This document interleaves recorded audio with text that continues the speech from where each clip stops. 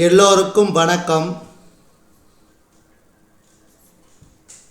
எல்லோரையும் world's best Tamil சேனலுக்கு வரவேற்கிறோம். இந்த காணொளியில் நாம் பார்க்கவிருப்பது தினசரி நடப்பு நிகழ்வுகள் 3 ஏப்ரல் 2024 மற்றும் 4 ஏப்ரல் 2024 ஆகிய 2 தினங்களுக்குரிய தினசரி நடப்பு நிகழ்வுகள். இதுவரைக்கும் நம்ம வேர்ல்ட்ஸ் பெஸ்ட் தமிழ் சேனலை சப்ஸ்கிரைப் பண்ணாத புதிய நண்பர்களாக இருந்தீங்கன்னா சப்ஸ்கிரைப் பண்ணிவிட்டு காணொளிகளை பாருங்கள். முதல் கேள்வி, புற்றுநோய்க்கு முற்றிலும் உள்நாட்டிலேயே உருவாக்கப்பட்ட கார் டி செல் நவீன சிகிச்சை முறையை தொடங்கி வைத்தவர் யார்? குடியரசுத் தலைவர் திரௌபதி முர்மு. இரண்டாவது கேள்வி, புற்றுநோய்க்கான உள்நாட்டிலேயே உருவாக்கப்பட்ட இந்தியாவின் முதலாவது மரபணு சிகிச்சை எங்கு தொடங்கப்பட்டது? ஐஐடி மும்பை. ஐஐடி மும்பை. மின்னணுவியல் மற்றும் இயந்திரவியல் பொறியாளர்களின் 33வது தலைமை இயக்குநராக பொறுப்பேற்றவர் யார்? மின்னணுவியல் மற்றும் இயந்திரவியல் பொறியாளர்களின் 33வது தலைமை இயக்குநராக பொறுப்பேற்றவர் யார்? ஜேஎஸ் சிதானா. ஜேஎஸ் சிதானா. சூரியனை பற்றிய ஆய்வில் கொடைக்கானல் சூரிய ஆய்வகம் எத்தனை ஆண்டுகளை நிறைவு செய்தது? சூரியனை பற்றிய ஆய்வில் கொடைக்கானல் சூரிய ஆய்வகம் எத்தனை ஆண்டுகளை நிறைவு செய்தது? இதுக்கு சரியான விடை 125 ஆண்டுகள். 125 ஆண்டுகள். அடுத்து, KSO 125 லோகோவையும் ஆய்வகத்தின் வரலாறு மற்றும் ஆராய்ச்சி சிறப்பம்சங்களை விவரிக்கும் ஒரு கையேட்டையும் வெளியிட்டவர் யார்? ஏஎஸ் கிரண்குமார். ஏஎஸ் கிரண்குமார். கற்பிதம் எதிர் உண்மை என்ற பதிவேடு யாரால் தொடங்கப்பட்டது? ஞானேஷ்குமார், சுக்பீர் சிங் சந்து ஆகியவர்கள் தேர்தல் ஆணையர்கள் இருவரும் இந்த கற்பிதம் எதிர் உண்மை என்ற பதிவேட்டை தொடங்கி வைத்தனர். இது தேர்தல் ஆணையம் வெளியிட்டுள்ளது குறிப்பிடத்தக்கது. உள்நாட்டு தொழில்நுட்பத்தை பயன்படுத்தி லித்தியம் பேட்டரி மற்றும் மின்னணு கழிவுகளை மறுசுழற்சி செய்வதற்கான வடிகாலை எங்கு அமைய உள்ளது?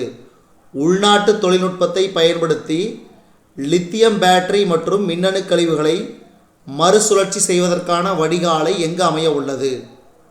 உத்தராகண்ட். அதாவது மின்னணு கழிவுகள் அதிகரிப்பில் இந்தியா உலகில் 3வது இடத்தில் உள்ளது குறிப்பிடத்தக்கது. ஆசிய விளையாட்டு ஆணையத்தின் புதிய உறுப்பினராக நியமனம் செய்யப்பட்டவர் யார்? ஆசிய விளையாட்டு ஆணையத்தின் புதிய உறுப்பினராக நியமனம் செய்யப்பட்டவர் ஷைனி வில்சன். ஷைனி வில்சன். எனது மத்திய அரசின் சுகாதார திட்டம் ஐபோன் செயலியை எந்த அமைச்சகம் தொடங்கியது?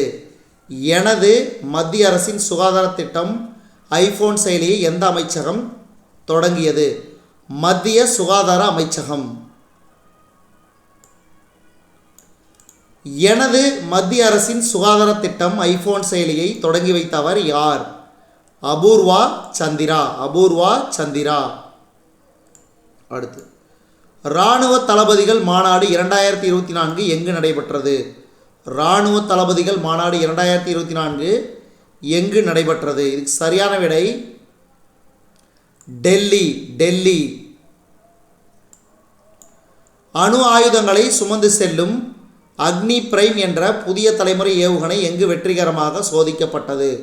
அணு ஆயுதங்களை சுமந்து செல்லும் அக்னி பிரைம் என்ற புதிய தலைமுறை ஏவுகணை எங்கு வெற்றிகரமாக சோதிக்கப்பட்டது? ஒடிசா மாநிலத்தில் உள்ள அப்துல் கலாம் தீவில். அதாவது அணு ஆயுதங்களை சுமந்து செல்லும் அக்னி பிரைம் என்ற புதிய தலைமுறை ஏவுகணையை ஒடிசா கடற்கரையில் உள்ள டாக்டர் APJ அப்துல் கலாம் தீவிலிருந்து 3 ஏப்ரல் 2024 இரவு 7 மணி அளவில் அணு ஆயுத பிரிவு பாதுகாப்பு ஆராய்ச்சி மற்றும் மேம்பாட்டு நிறுவனமான அதாவது DRDO வெற்றிகரமாக சோதித்தது. அடுத்து, ஒவ்வொரு ஆண்டும் ஒவ்வொரு ஆண்டும். இராணுவ மருத்துவப்படை நிறுவன தினம். ஒவ்வொரு ஆண்டும் இராணுவ மருத்துவப்படை நிறுவன தினம் எப்போது கடைபிடிக்கப்படுகிறது? ஏப்ரல் 3. ஏப்ரல் 3.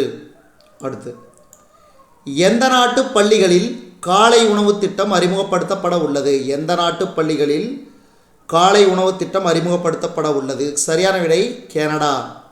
கனடா நாட்டின் கனடா நாட்டின் பிரதமர் ஜஸ்டின் ட்ரூடோ அவர்கள் அறிவித்துள்ளார். உலகின் மிக வயதான மனிதர் என்ற கின்னஸ் உலக சாதனை புத்தகத்தில் இடம்பெற்ற ஜூவான் விசென்டே பெரேஸ் மோரா சமீபத்தில் காலமானார். இவர் எந்த நாட்டைச் சேர்ந்தவர்? வெனிசுலா. ஆஸ்திரேலியாவின் கடற்படை தளபதி வைஸ் அட்மிரல் மார்க் ஹம்மன் புதுதில்லியில் இந்திய கடற்படை தளபதி அட்மிரல் ஆர் ஹரிகுமாருடன் 3 ஏப்ரல் 2024 கலந்துரையாடினார். 2023-24 நிதியாண்டிற்கான இடைக்கால ஈவுத்தொகையாக ரூபாய் 2033 கோடியை மத்திய அரசுக்கு மின் நிதி கழகம் வழங்கியுள்ளது. அடுத்து, மேம்பட்ட புவியியல் மாதிரிகளை பயன்படுத்தி சுரங்கப்பாதை திட்ட செயல்திறனை மேம்படுத்த பாட்னா ஐஐடியுடன் சட்லஜ் ஜல் வித்யுத் நிகம் கூட்டு சேர்ந்துள்ளது. அடுத்து, இந்தியாவின் முன்னணி கொள்கலன் துறைமுகங்களில் ஒன்றான மும்பை மகாராஷ்டிராவில் உள்ள ஜவஹர்லால் நேரு துறைமுக ஆணையம், அதாவது JNPA, 2023-24 நிதியாண்டில் 6.43 மில்லியன் DEUக்களின் மிக உயர்ந்த செயல்திறனை பதிவு செய்து வரலாற்று மைல்கல்லை எட்டியது. இதுவரைக்கும் நம்ம இந்த காணொலி வாயிலாக பார்த்தது தினசரி நடப்பு நிகழ்வுகள். 3 ஏப்ரல் 2024 மற்றும் 4 ஏப்ரல் 2024 ஆகிய 2 தினங்களுக்குரிய தினசரி நடப்பு நிகழ்வுகள். இந்த காணொலி உங்களுக்கு பிடிச்சிருந்துச்சுன்னா லைக் பண்ணுங்கள், கமெண்ட் பண்ணுங்கள். மறக்காமல் இந்த காணொலியை உங்கள் நண்பர்களுக்கும் மற்றவர்களுக்கும் ஷேர் பண்ணுங்கள். மேலும் புதிய காணொலிகளுக்கு நம்ம வேர்ல்ட்ஸ் பெஸ்ட் தமிழ் சேனலோடு இணைந்தே இருங்கள். தொடர்ந்து நம்ம வேர்ல்ட்ஸ் பெஸ்ட் தமிழ் சேனலுக்கு சப்போர்ட் பண்ணுங்கள். நன்றி.